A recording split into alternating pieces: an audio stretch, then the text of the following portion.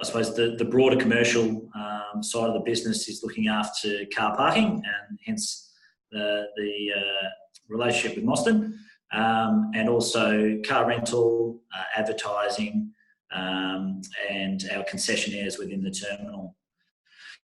So it's I suppose makes up 40% of our business, and as part of the commercial team, we've also got our property team as well. So I've been with the airport about 16 months now, and I've basically been running that side of the business, I suppose, by myself for the last 12 months. So it's a fairly broad role, and many stakeholders to look after, and obviously different revenue streams. So yeah, that's a little bit about me. Prior to being at the airport, I was in a totally different, I suppose, sector, being in banking for 10.5 years. So it was quite a big change for me to go from banking to working in a commercial division in an airport. But definitely the right change for me, and it's a great environment working in an airport when it's up and running. That's great. Thanks, Simon. I know when we first met you, you were a bit of a baptism of fire, and you've gone through the ownership changes down there, and there's been obviously some challenges around making sure that the new owners are up to date with everything. This obviously threw in an amazing spanner in the works as you were starting to get on top of all that, with obviously the challenges of the virus coming as well. Yeah, so we went through the sale process where Macquarie, who were the majority share owner or holder of the airport, exited in October last year, and we were bought by a consortium being QIC, which is the Queensland Investment Corporation, and Schiphol, which is basically Amsterdam Airport.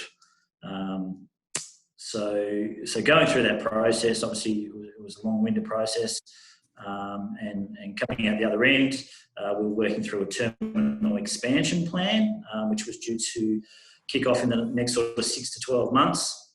But obviously with what's happened in the last sort of 6 to 8 weeks, that's currently, I suppose, postponed till further notice. Great.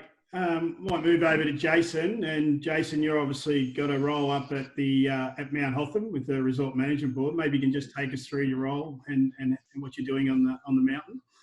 Yeah, Mostyn. So I'm the Senior Manager Guest Engagement up here, so I sort of look after all things guest facing, and so that includes our resort entry system, which is how I've come to know Mostyn and the UbiPark team.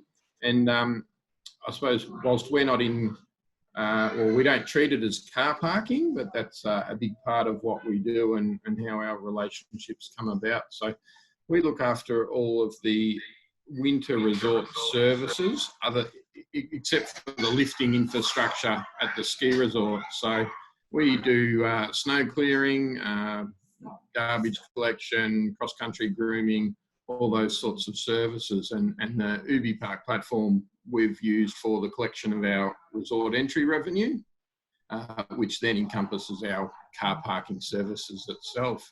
So we've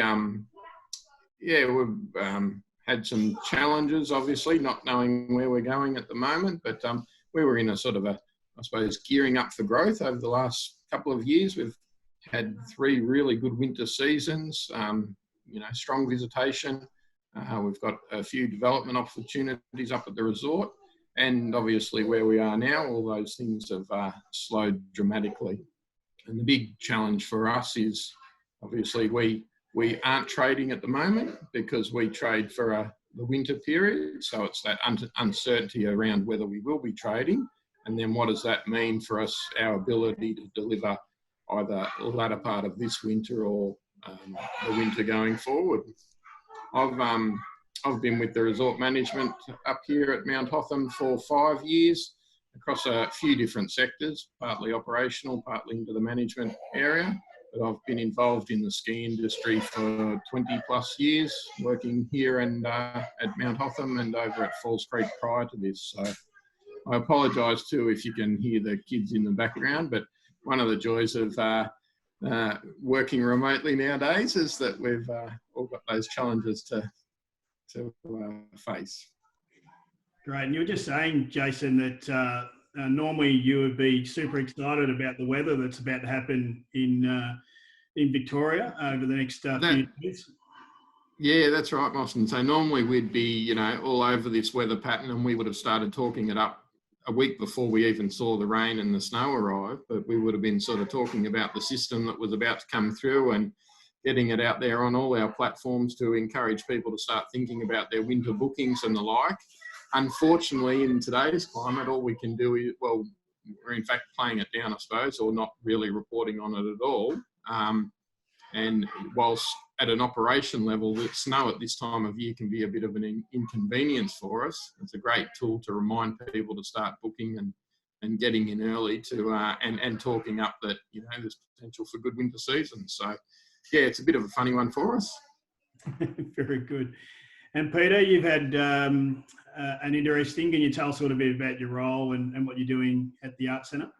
Yeah, sure. So I work in the visitor experience department at Art Centre Melbourne, which is part of the larger customer experience pillar. The work that I do there started off as a supervisor across venues and the car park, just sort of looking after day-to-day operations in terms of events and things like that, getting people in, getting people out. In the last 7 or 8, 9 months, I guess, I've been working in a role which is more like innovation of customer service systems and processes, mostly within the car park, but also seeing how we can improve the customer experience across the various touch points that they have when they come along to see a show or whatever else brings them to ACN. I fell into this, my background sort of been split between performing arts and car parking for about the last 10 years.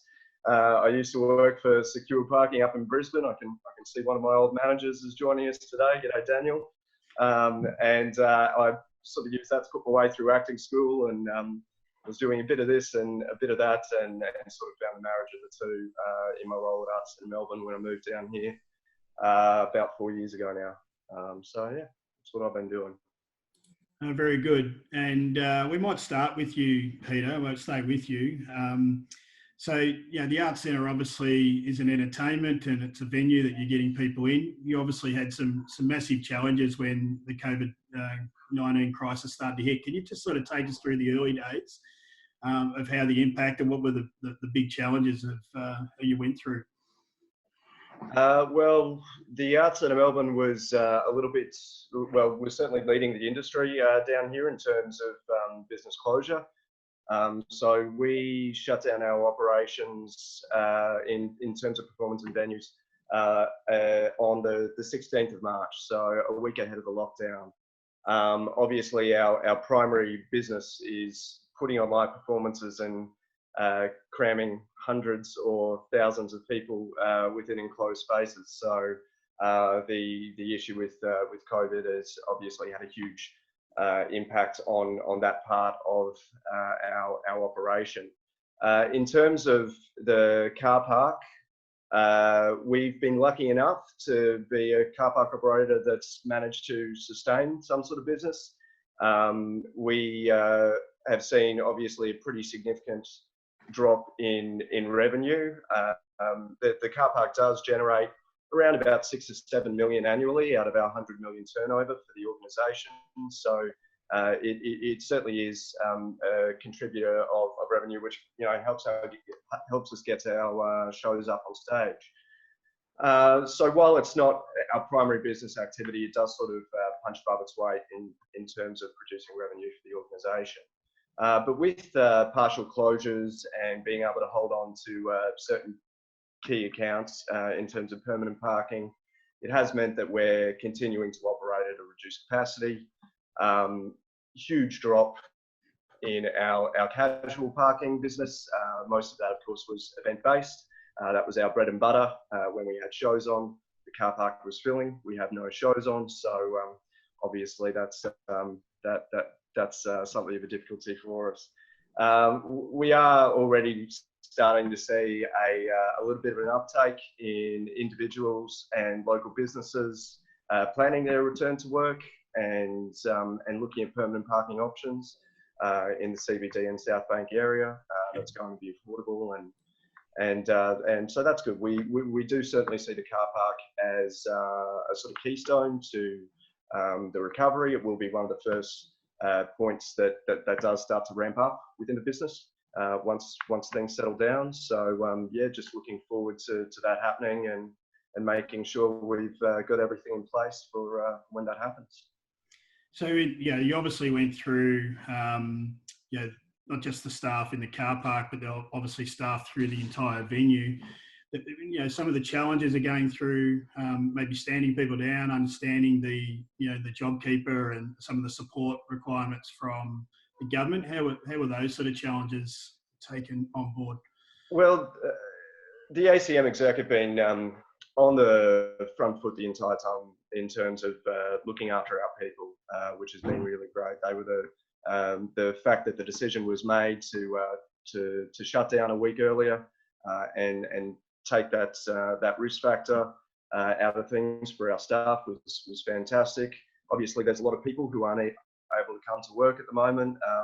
As we are part of the public service, our permanent staff currently on salary maintenance.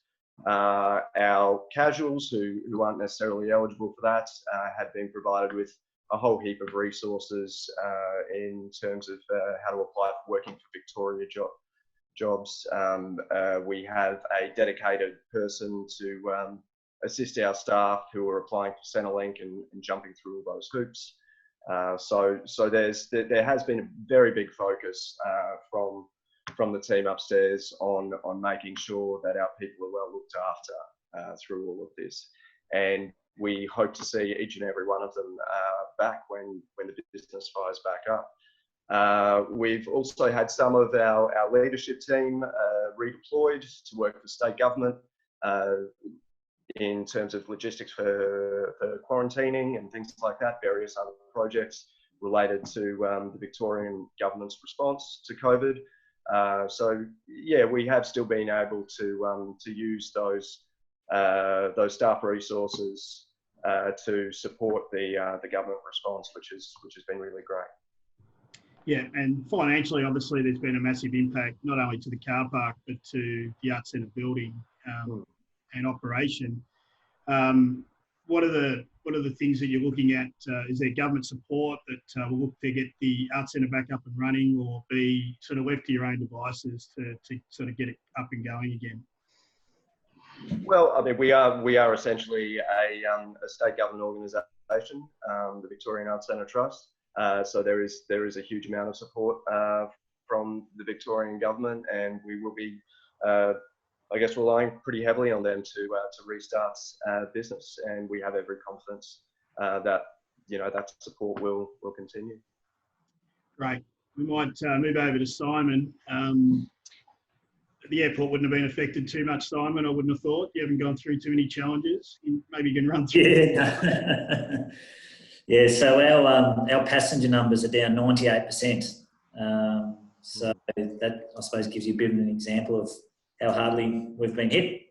And obviously we've got multiple stakeholders on airport that would be feeling the same pinch, i.e. car rental operators and the like. So it's diabolical, I suppose, to put it in one word, the way that it has had impact on the airport.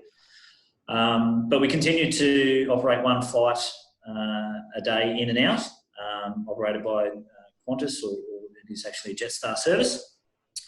But yeah, how we navigate through, I suppose, through the operation bounce back once, I suppose, borders for interstate travel starts to open up.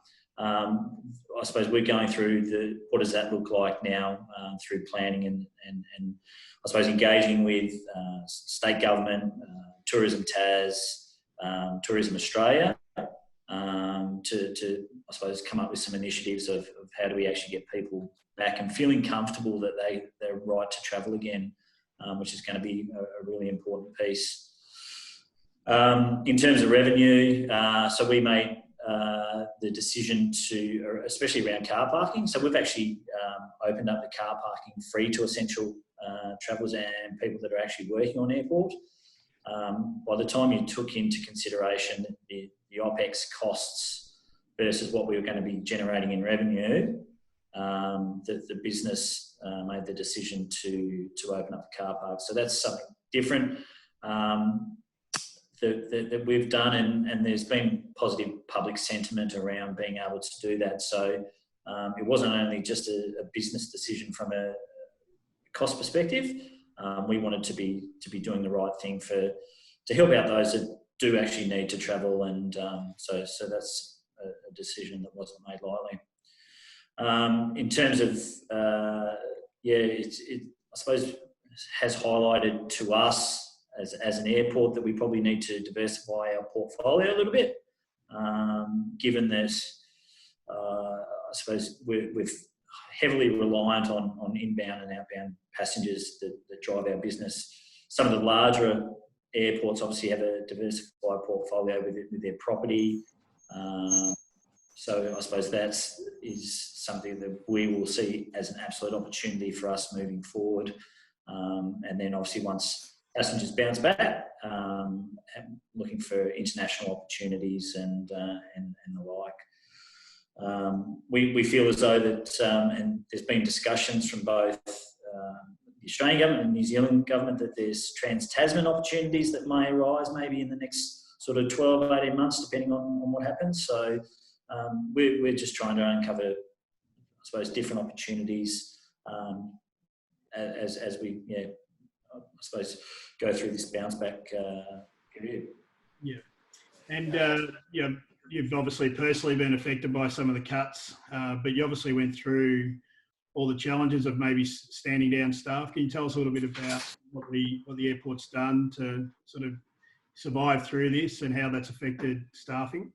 Yeah, so our owners have been really good in that perspective, that they've tried to, they kept on people probably longer than, there was obviously a lot of stand downs, especially in Tasmania early, whereas the board and the owners decided to take a more conservative approach and kept people working whilst they were waiting on the government to come up with some sort of initiative, which obviously they did from JobKeeper. So once that initiative was, we applied for it, and obviously it was granted, given that we were more than 30% down in terms of revenue. So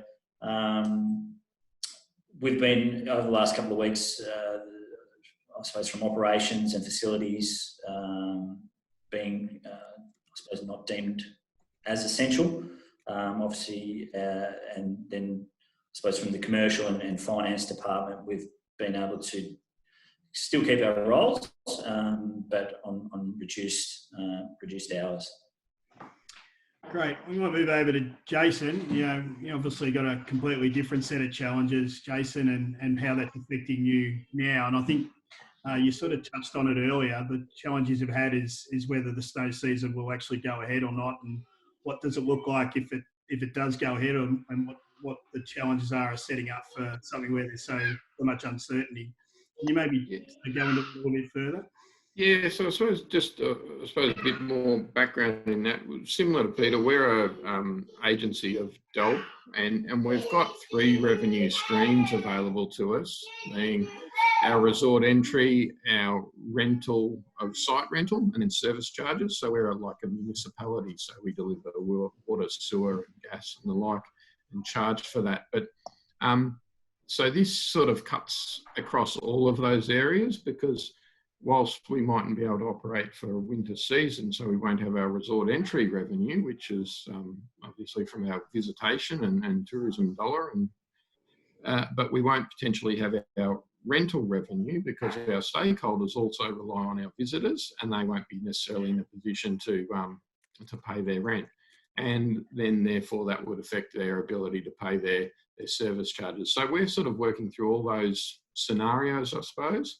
And unlike Simon, and we're not being an agency of DELP, and sort of part of government, I suppose, we're not actually eligible for some of those funding streams that such as JobKeeper. So whilst government is there to will support us, it's under a different model. So that can create some confusion for us. But so for our financial impact, our sales would normally go on. We do about 3.2 mil in resort entry sales, and those sales normally go on in April and May. So we put a hold on those at this stage.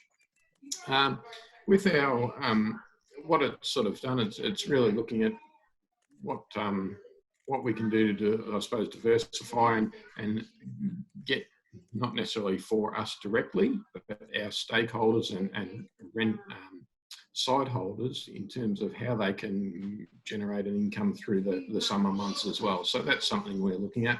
But one of the other things we're also coming off the back of is we were impacted by the fires. So it did two things. It set us up to work remotely because we got a little trial run of it. Back in January, we had to pack up all our offices and move to remote working. So we sort of got a little taste of it initially. But then we obviously went back and started to gear up, and we're looking at all the bushfire recovery packages and where we could start to generate some revenue and support our stakeholders in getting back on their feet and things. And then we're in this position now. And we were already looking to a quieter winter season on the basis of bushfire, and given that we're in that discretionary spend category. So that's sort of where we're at. With our staff, we've obviously put our winter recruitment on hold. We gear up for about 70 staff within our organisation, but there's probably close to between 500 and 700 across the resort, if not close to 1,000, with all the casuals that come and go. So most of that, or all of that, has been put on hold. We've managed to keep all our permanent employees, but again, reduced hours, so no one's able to do any more. And all of our project work has been scaled back, other than, I suppose, what I'd call the wish list. So if there is any opportunity in all of this, we've put together a little job list and a wish list of things that we would have loved to do. And now that we've got some uncertainty about going forward, so our day-to-day operational job might change a little bit, it might give us the opportunity to pursue some of those things that we'd like to look at, but have just never had the opportunity or the resourcing. So without gearing up and adding resources to do those things, where we can do it internally, we are. And it's, I suppose, the one opportunity in amongst this, though, that we can have some projects ready when we come out the other side and do find some funding available.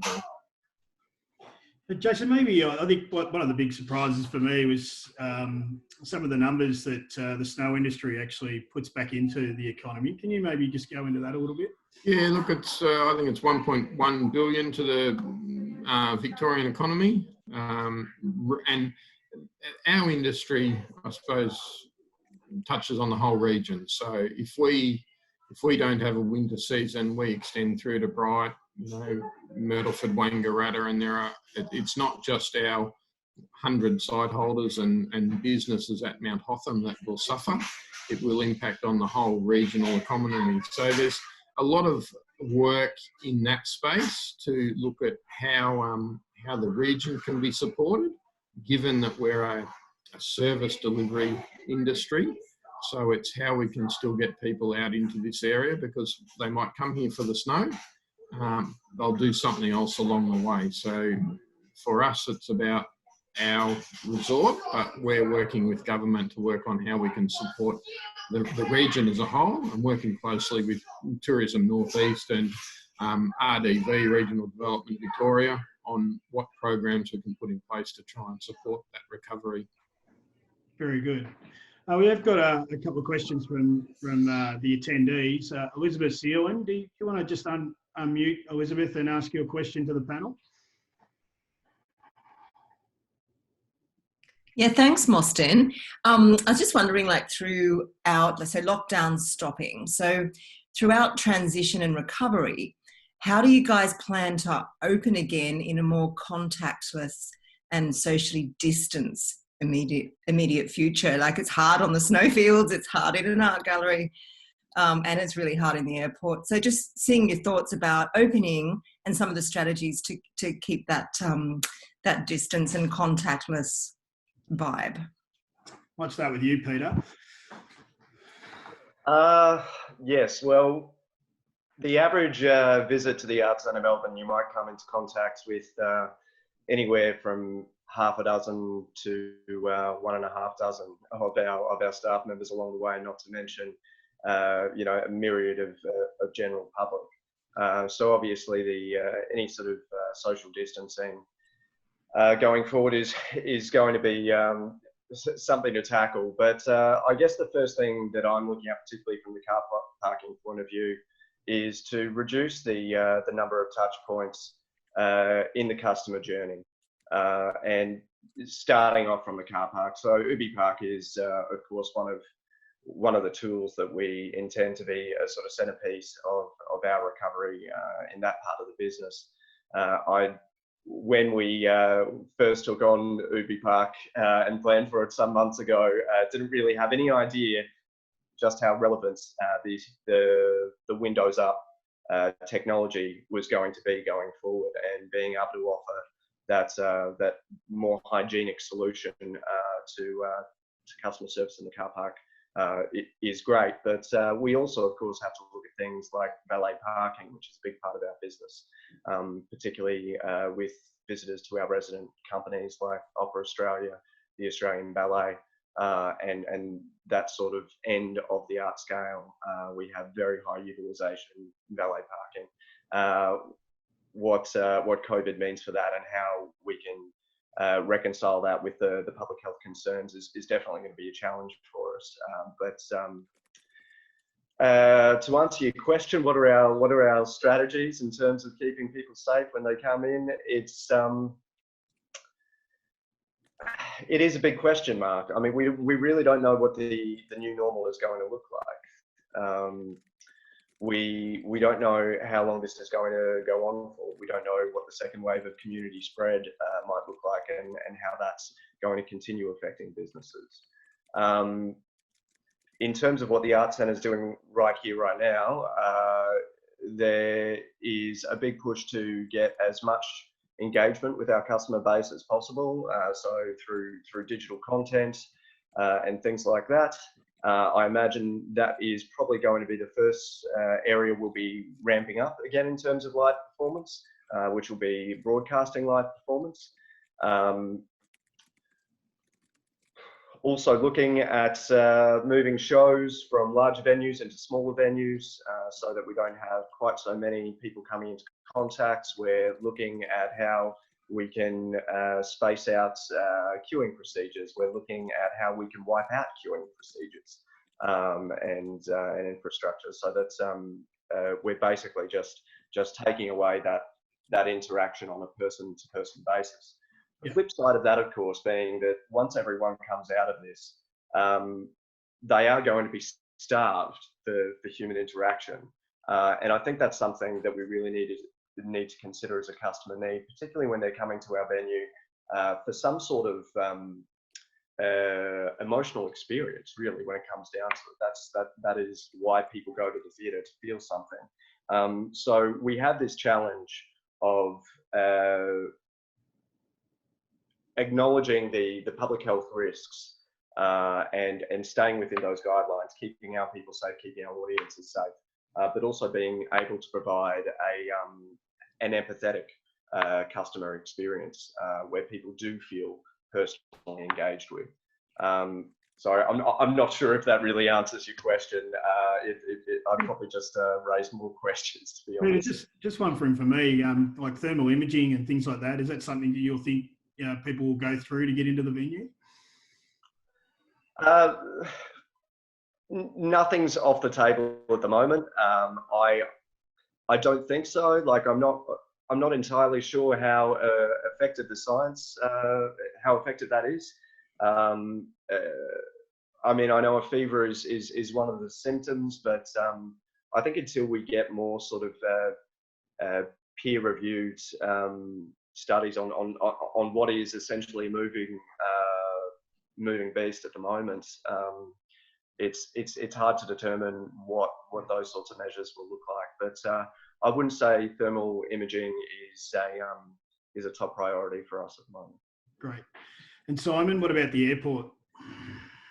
Yeah, it's an interesting one for us as well, given that airports are exempt from the mass gathering, I suppose, outlined from the government. So we are still in that phase at the moment of wanting to know or waiting to hear how that's actually going to affect the actual airlines. Is it going to be a row of three? Is it going to have the middle seat sort of empty? We're not really sure, but you really, I suppose, can't do really too much social distancing if you're on a plane where you've got sort of 150 to 200 passengers on board for 2-3 hours or the like. So in terms of what we're doing at the airport, obviously we've only got minimal passengers at the moment, but we're just doing the social distancing in the departures area.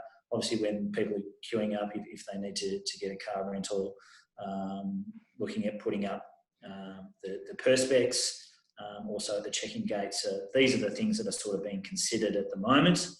But I suppose there's a myriad of things that we need to work through once, I suppose, everything starts to bounce back. That when people need to collect their luggage, people are in such close confines, and I suppose human behaviour is that people just rush to get their bag and want to get in and out as quickly as possible. So yeah, it's really we're still trying to figure out where all that sort of lands.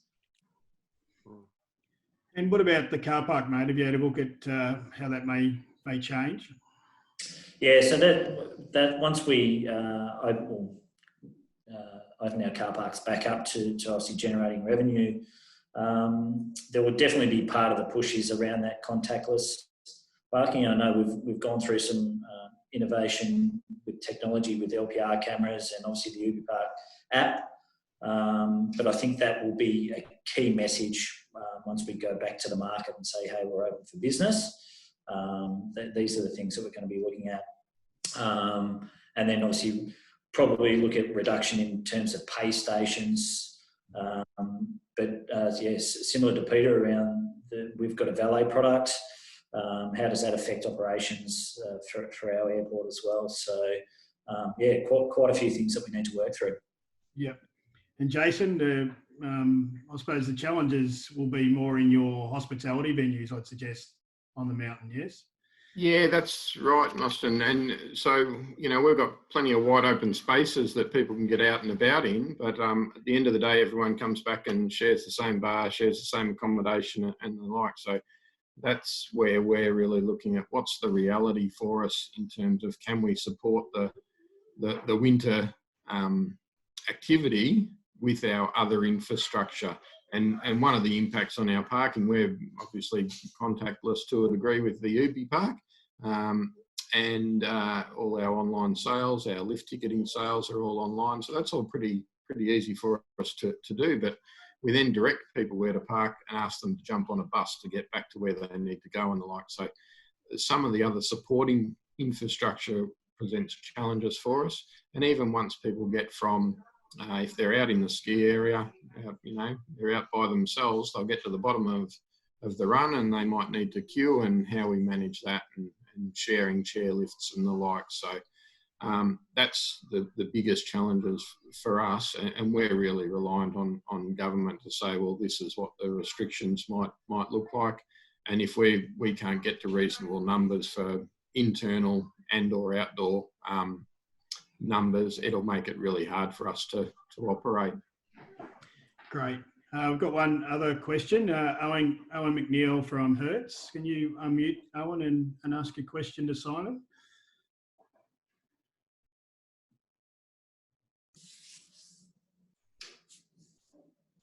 You there, Owen?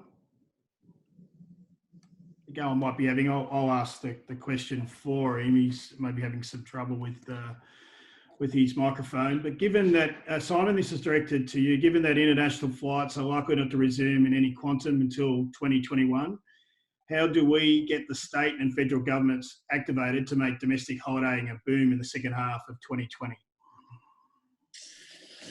It's a really good question, and it's the airport are heavily engaged at the moment with the state government. Like I mentioned before, Tourism Tas, the Premier's Office, and the Department of State Growth. It's once again, because we're still not quite sure what that outlook and when borders start to open up. We're still working through that at the moment, but absolutely we'll be looking to capitalise on domestic opportunities, international. The other thing that's, I suppose, hanging over our head at the moment is the Virgin sort of situation. We anticipate that Virgin will be back, but in what capacity? I'm sort of thinking probably a leaner, meaner type scenario for them to I suppose help capitalise on the low cost sort of carriers, being Jetstar. We know that obviously Qantas do have the capacity and the fleet to cover Virgin, but we really feel as though that's we really need to have those two carriers in the market to make sure that we can absolutely bounce back, because obviously there's been so many job losses and stand down provisions that people potentially won't have as much money in their pockets.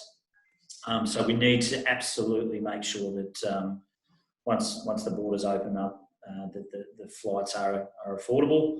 And I know, working with other key sort of stakeholders in the industry, being hotels and the like, that they'll be keen to get people through their doors once everything opens up. So all we can do is just continue to work through with the state government. They are obviously, pardon me, keen to open up sooner rather than later, but obviously we've had the outbreak in the northwest down here that's was back just a little bit, which is a bit disappointing, but there's not much we can do about it. Do you think it'll start where people will holiday inside their own states and then maybe move out from there? Is that what your thinking is? I suppose we've been the strongest performing domestic airport over the last 5 years, so we've been experiencing year-on-year growth of about 4.5-5%, and that's off the back of obviously Tassie's been pretty much untapped as a leisure destination, and obviously we've capitalised on Mona's been a huge one for us, and we feel as though obviously taking out the small outbreak that we've had, that people, because international borders won't open up probably till sometime in 2021, that people will look to Tasmania and Hobart specifically as a destination to go and check out, because it's still pretty untapped. Yeah, great. Thanks for that. We'll move on to some of the other questions that we had.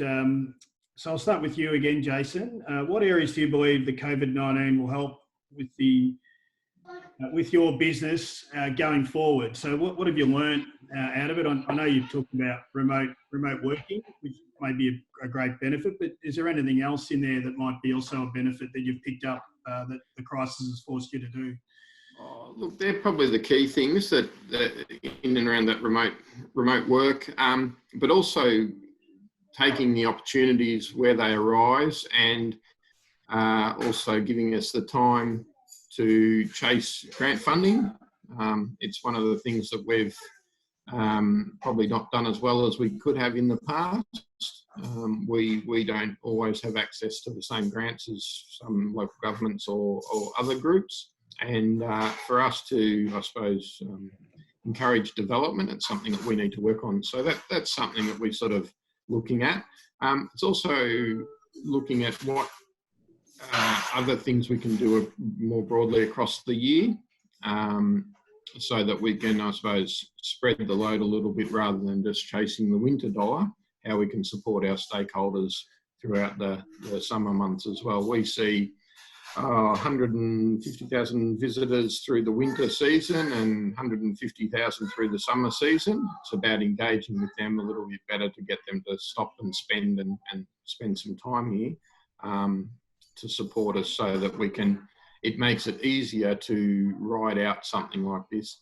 One of the other things too, I suppose, that is uncertain for us, obviously the international travel, unlikely till 2021, but we're not sure what people will do in and around the state, as you mentioned, and Simon mentioned that, you know, we're hoping will start to travel a little bit more locally, and Australians are generally pretty resilient and get out there as soon as they can, and we know people don't like being confined to home, so the minute they can, they'll get out and start getting around. So yeah, they're probably the sort of key things. But it's also looking at our the services we do deliver and the resources that we use to deliver them. That's one of the little projects that we'll be working on at the moment. Yeah, it probably happened a bit. I was talking to Tim, obviously, who set up your remote working in your team. It sounded like that all happened for the bushfires over the Christmas period. Yeah, it did. So we, you know, I suppose in one sense, slightly lucky. We got to test run this to a degree, but that was a short period, and we sort of could see the end of it. This was a bit more unknown. So one of the downsides is the water cooler talk. You know, the lack of social interaction just with your staff network. That can present challenges. Some of them are loving it, some of them not so, or they'll love it one day and a little bit harder to handle the next day, sort of thing. So depending on what's going on. Yeah, I'm definitely missing the office banter myself. The kids don't seem to get my jokes. The staff seem to laugh, I think, because I'm paying the wages. But it is definitely different. And first, I thought we might have been able not to have an office going forward. But I think there definitely is a place maybe for an office, even though it might look a little bit different to what it did prior to this. What about you, Peter? What are sort of stuck in your mind, the things that have done that might help you going forward? Well, it's given us a bit of breathing space, I guess, to have a look at some of the initiatives we were already working on that are, I guess, far more relevant in a post-COVID world, such as things like similar to Simon, cashlessness, which we were already looking at doing organisation-wide before this all came in, but it certainly moved from shifting from being a goal to a priority. I guess. Also, just finding out more about the people who come and see us and what their needs are going to be. There's obviously a wide array of demographics that come to all sorts of different programming, and each one of those demographics is going to have a certain response to this crisis. Some of them will be in that sort of older, vulnerable demographic, which is of course going to determine how they behave and how they engage with the arts post all of this.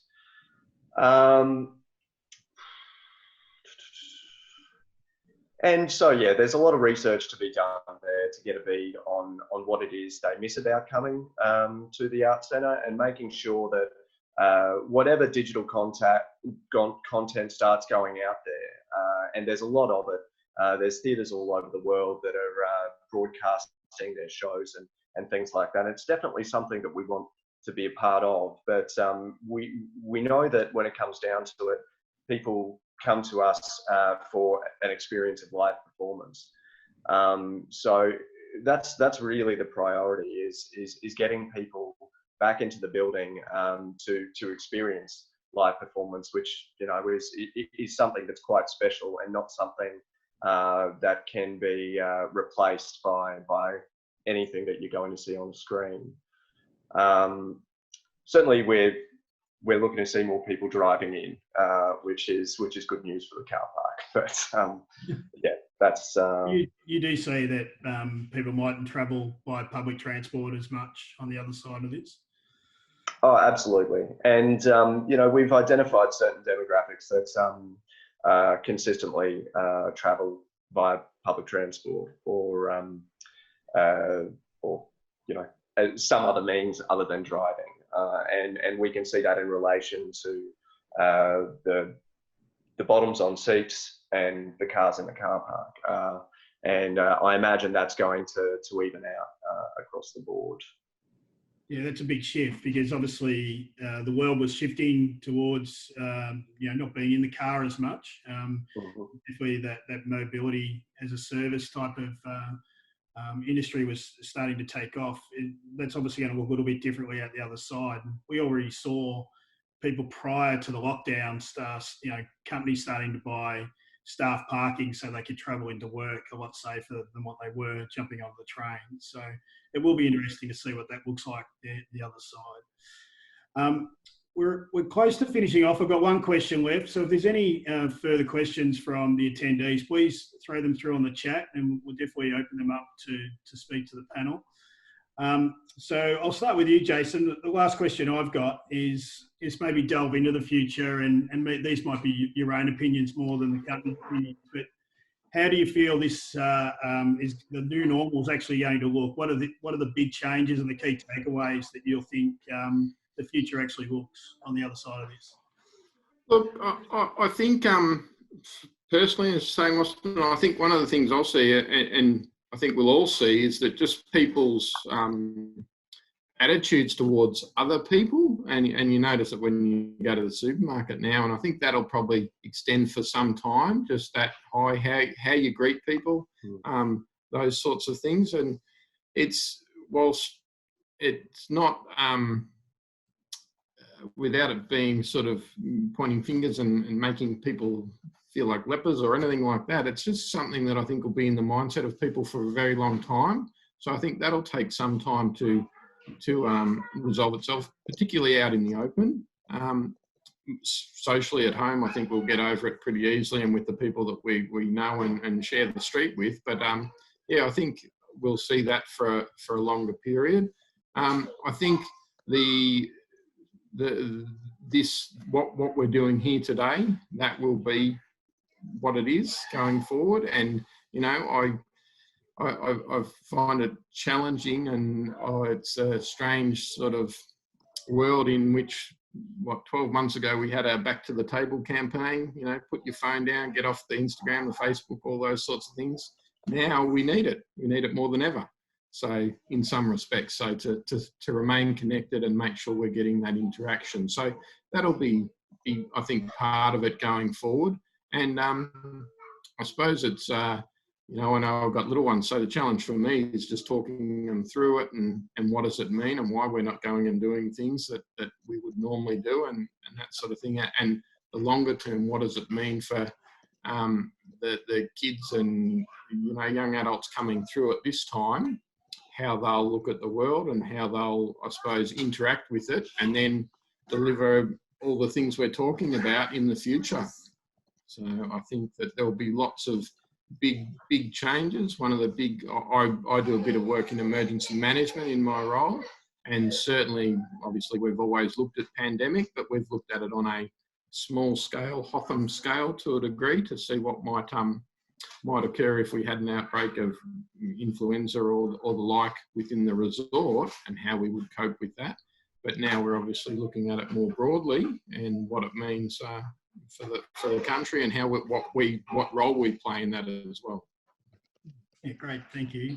And Simon, at the airport, there's obviously going to be a lot of changes in the airport. What do you think the key, and not just the airport, what do you think the key takeaways and new normal will look like in society as well? Yeah, I think to I suppose follow some of Jason's sentiments there around the push to online. So I think probably it might spell the death of retail and potentially even in shop fronts and restaurants and the like. Do those particular areas and industries continue down that model of eating at home and using your Uber Eats and whatnot and use of all those different sort of scenarios online, which is quite interesting. So yeah, the e-commerce sort of platforms, I think, will just continue to evolve and grow exponentially. But then obviously, yeah, I've got small kids myself, and we've made the tough decision to send our kids back 2 days a week from school as of yesterday. And that was more around their mental health.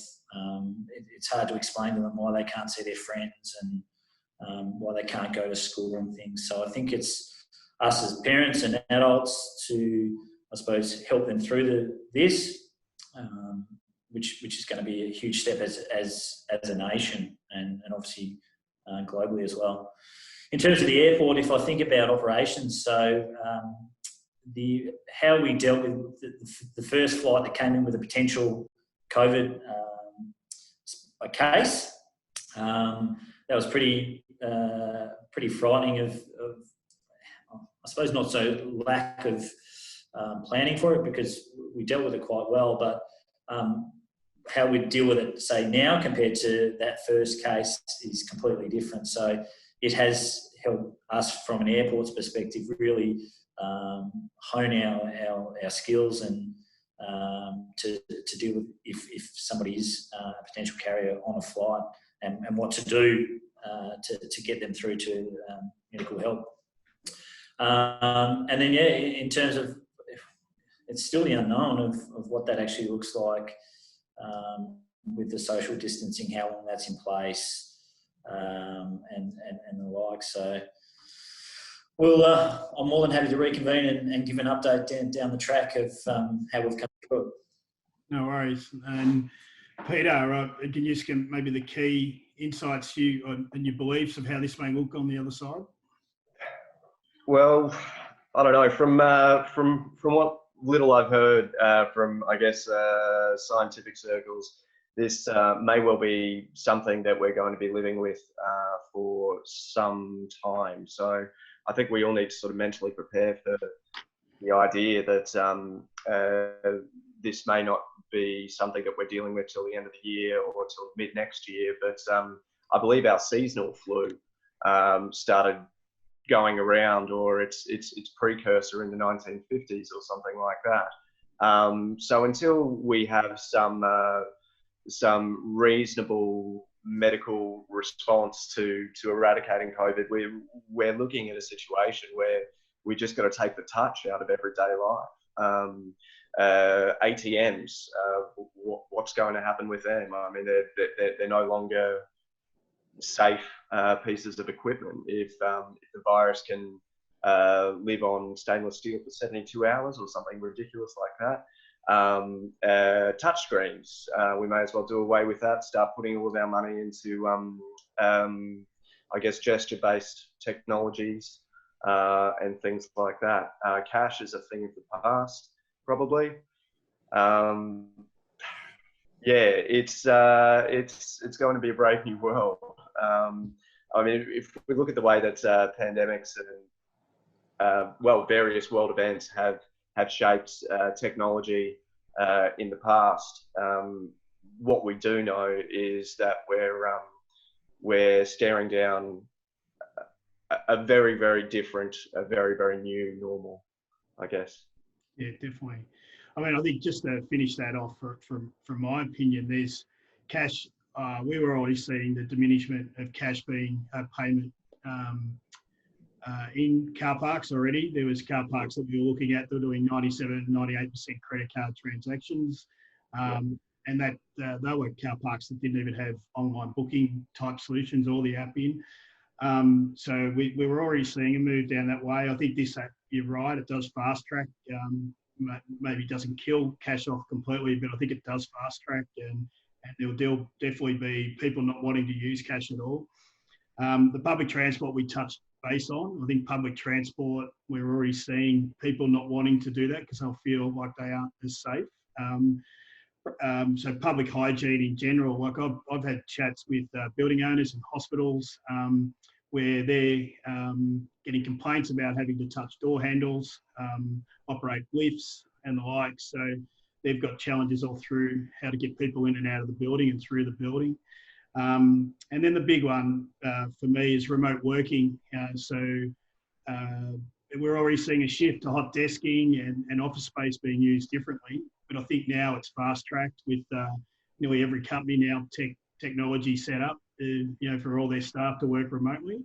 And I think you'll start to see some more demands for people to work, a little bit more flexibility in their work and where they work. And that's obviously going to impact how people is their parking as well. I have got one question from the audience. So Joe LaRosa, can you just unmute your mic and ask your question, please?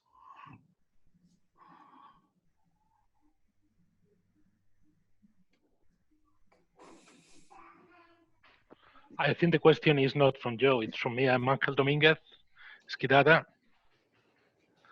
Yeah, how are you going? Sorry, it's just come up. Very good, how are you? Going to the names, so sorry about that. No problem, no problem. I don't know why it's my name, it's Joe's, it's appearing there. So my question is, in each of your activities, so airports, the art center, and the mountain, is there any initiative or any requirement or anyone talking about the integration with these new applications, the new COVID applications by Apple, Google, the government? Is there anything going on or anyone interested in this type of concept? Is there any request? So just to summarise that, so the new app that I take it, Engel, that's just been released by the government, obviously is able to track where we go.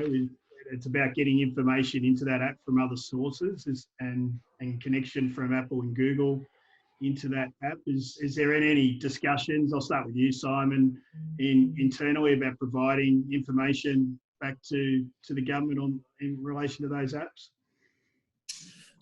As far as I'm not aware that we've had any sort of discussions with the government. That would be more, I suppose, in our ICT team, so I can follow up with them and provide some feedback maybe to you, Mostyn, that you might want to get out post this webinar. But yeah, I couldn't say either way, to be honest. No problems. Peter?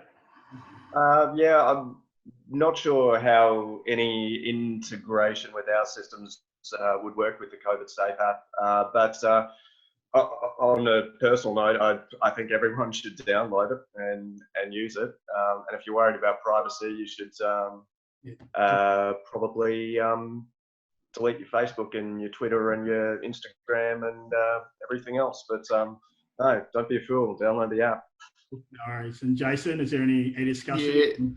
No, look, I suppose it's just reinforcing it, exactly that. Download it, and I think we would, if we were requested as an agency, we do gather data, and we can pass that on to authorities if required. But it would only be obviously in accordance with the rules. So, yeah, we haven't had any direct discussion about it, but we do in terms of our visitors, if we were to get going.